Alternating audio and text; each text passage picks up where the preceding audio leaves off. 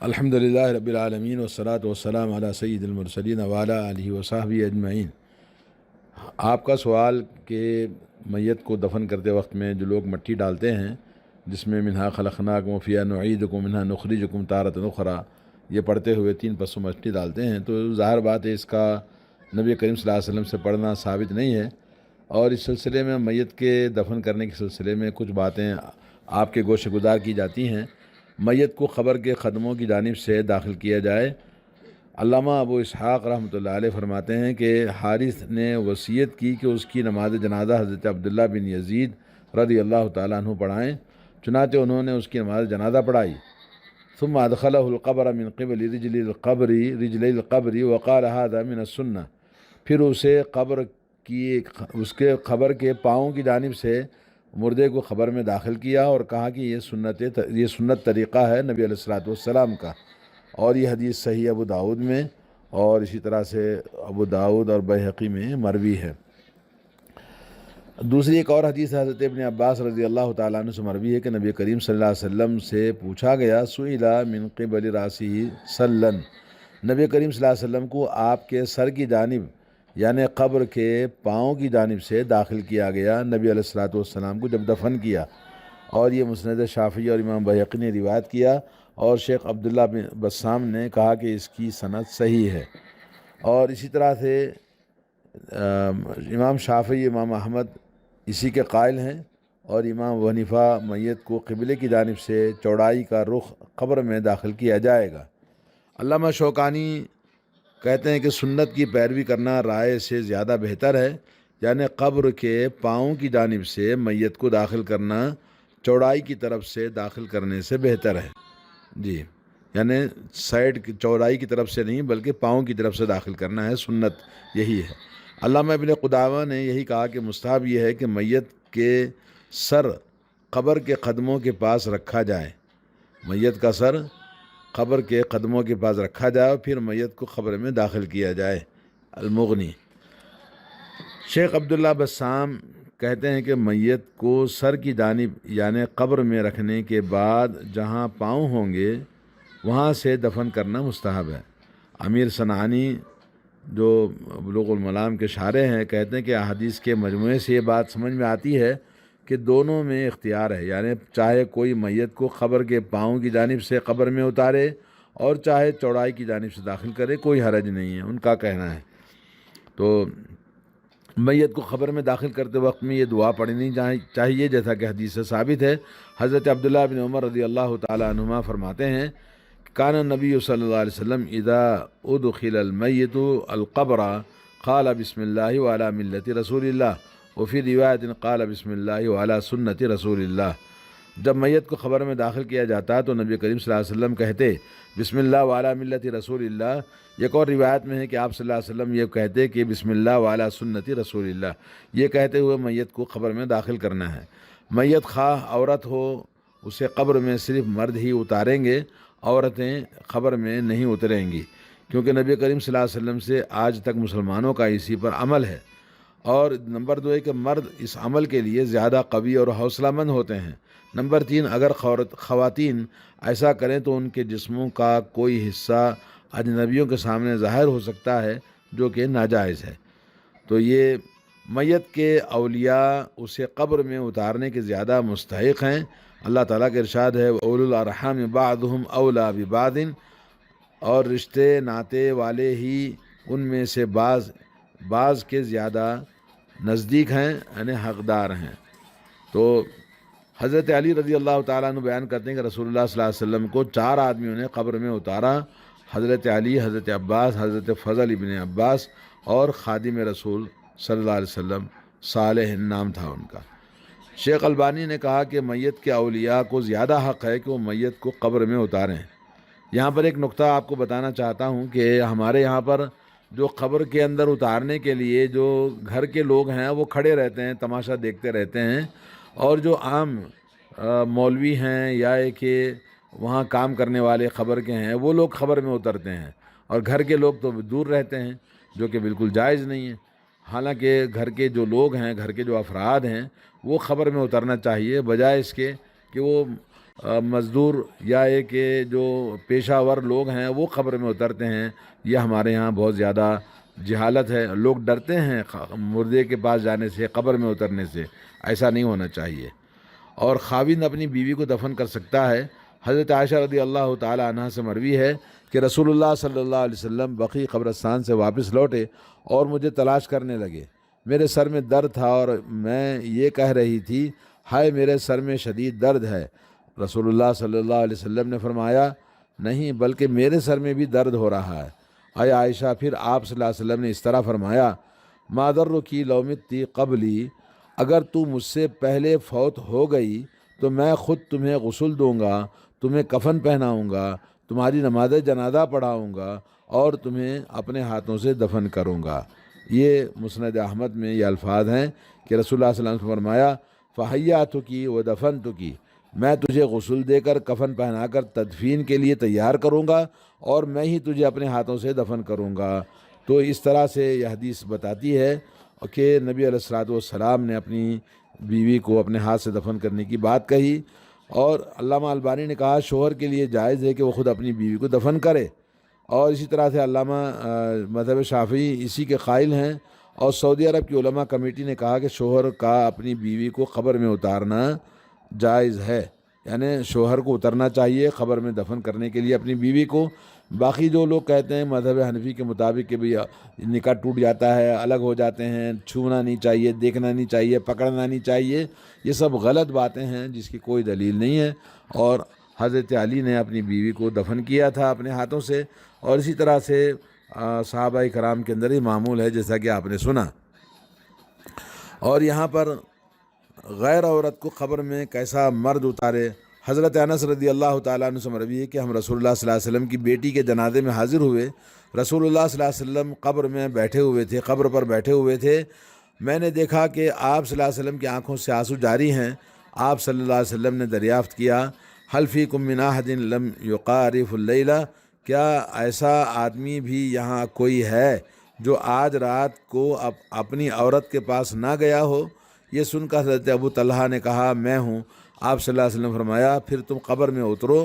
حضرت انس رضی اللہ تعالیٰ عنہ فرماتے ہیں کہ چنانچہ حضرت ابو طلحہ وہ قبر میں اترے اور حضرت ابو طلحہ نے رسول اللہ صلی اللہ علیہ وسلم کی بیٹی کے جنازے کو قبر میں دفن کیا۔ علامہ شوکانی اس حدیث اس بات پر دلالت کرتی ہے کہ عورت کو خواتین کے سوا اگر مرد قبر میں اتاریں تو یہ بھی جائز ہے، کیونکہ اس کام کی زیادہ طاقت مرد رکھتے ہیں۔ اب علامہ نووی رحمۃ اللہ علیہ نے یہ حدیث ان حدیث میں سے ہے جن سے دلیل پکڑی جاتی ہے کہ صرف مرد ہی دفن کریں گے، خواہ میت عورت ہی کی ہو۔ علامہ ابن حزم اسی کے قائل ہیں، اور علامہ سلیم ہلالی کہتے ہیں جس نے اپنی بیوی سے گزشتہ شب ہم بستری کی ہو اس کے لیے جائز نہیں کہ میت کو دفن کرنے کے لیے قبر میں داخل ہو۔ جی، جیسا کہ اللہ کے نبی نے سوال کیا، میت کو دائیں پہلو پر قبلے کی طرف رخ رکھا جائے۔ شریعت اسلامیہ میں یہ ایسا معروف فعل ہے جو دلیل کا محتاج نہیں۔ علامہ صدیق حسن خان اس میں کوئی اختلاف نہیں ہے کہ میت کو دائیں پہلو پر قبلہ رخ رکھا جائے۔ علامہ ابن حزم اسی کا قائل ہے، عبداللہ بسام، میت کو قبر میں دائیں پہلو پر رخ کر کے رکھا جائے۔ اور شیخ البانی نے کہا کہ عہد رسالت سے آج تک اہل اسلام اسی پر عمل پیرا ہیں۔ شیخ ابن باز نے کہا کہ میت کو قبر میں اس طرح لیٹانا چاہیے کہ وہ دائیں پہلو پر ہو اور اس کا چہرہ قبلہ رخ ہو۔ اور اب ایک اور مسئلہ ہے، قبر میں اتارنے کے بعد میت کا چہرہ ننگا کرنے کا حکم، یعنی چہرہ کھولنے کا حکم۔ سعودی علماء کی کمیٹی کا دارالافتاء سے فتویٰ کہ ہمیں کسی ایسی دلیل کا علم نہیں جس سے یہ ثابت ہوتا ہو کہ میت کو قبر میں داخل کرنے کے بعد اس کا چہرہ کھول کر ننگا کرنا چاہیے، کوئی دلیل نہیں، بلکہ شرعی دلائل کا ظاہر یہ بتلاتا ہے کہ میت خواہ مرد ہو یا عورت، اس کا چہرہ ننگا نہیں کیا جائے گا، کیونکہ اصل یہ ہے کہ چہرے کو بھی سارے جسم کی طرح ڈھانپا جائے اور بند کیا جائے۔ ہاں اگر آدمی محرم ہو تو اس کا چہرہ، اس کا سر اور چہرہ نہیں ڈھانپنا چاہیے۔ شیخ ابن باز رحمۃ اللہ علیہ کہتے ہیں کہ میت کو لحد میں رکھنے کے بعد اس کا چہرہ ننگا کرنا جائز نہیں، خواہ وہ مرد ہو یا عورت۔ علامہ ابن عثیمین رحمۃ اللہ علیہ نے بھی یہی کہا کہ قبر میں داخل کرنے کے بعد میت کا مکمل چہرہ ننگا کرنے کی کوئی دلیل موجود نہیں، جیسا کہ ہمارے ہاں لوگ کرتے ہیں۔ یہ غلط ہے کہ چہرہ کھول دیتے ہیں، چہرہ نہیں کھولنا چاہیے۔ میت کو قبر میں رکھ کر قبر میں اذان و اقامت کہنے کا حکم، بعض جیسے کہ نئے نئی بدعات لوگوں نے ایجاد کی ہیں کہ کوئی اذان کہتا ہے، کوئی اقامت کہتا ہے، تو اس سلسلے میں علامہ ابن باز نے کہا کہ اس عمل کو یعنی اذان اور اقامت کہنے کے بدعت ہونے میں کوئی شک نہیں ہے۔